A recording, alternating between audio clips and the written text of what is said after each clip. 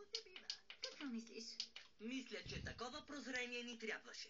Да, ще се фокусираме по-добре, като хапнем. Пуснах отровния газ и той ще се погрижи за паяка. Не влизайте вътре 24 часа, да не го вдишате това нещо. О, и благодаря за ръкавиците. Няма за какво.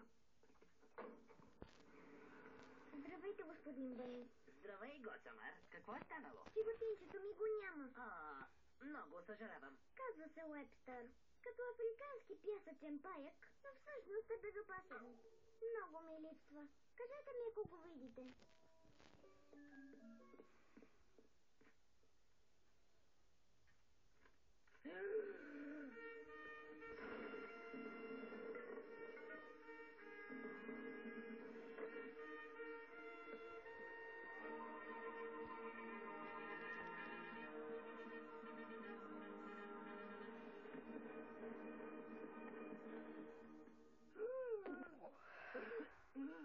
Госамар!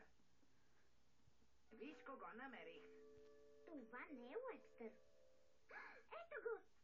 О, толкова ми липсваше, приятелче.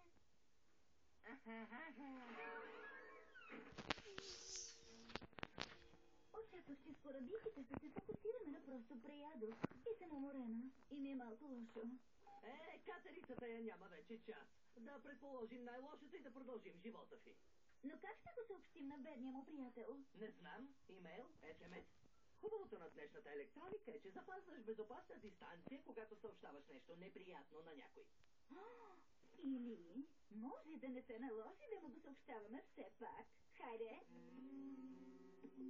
Да си поддържам кръвната захар.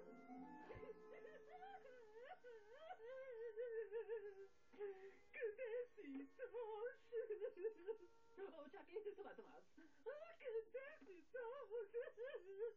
Намерихме приятеля ти. Къде?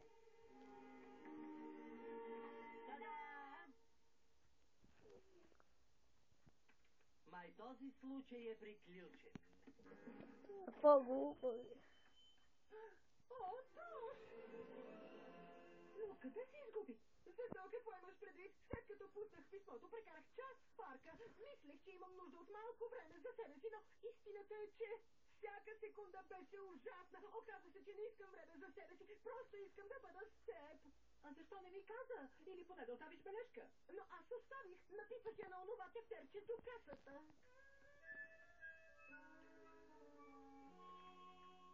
Скъпи Мак, отивам в парка да прекарам малко време сам. Сигурен съм, че ще е ужасно, не се тревожи хиксче Тош. Знаете ли какво? Аз трябва да отида да помогна на Бък да убие паяка. Паяците са коварно нещо. Да не си откачил. Защо изобщо хващаш в ръка отровен паяк? Имаш късмет, че не трябва да ампутираме. Ще се оправя ли? Ще се оправиш. Отивай си вкъщи и си почини. Човекът каза, че не трябва да влизам вкъщи до утре. Ами, не дей да си ходиш вкъщи, но не можеш да стоиш тук. Мъжи се с това 2 пъти на ден. Какво е това? Дарвок.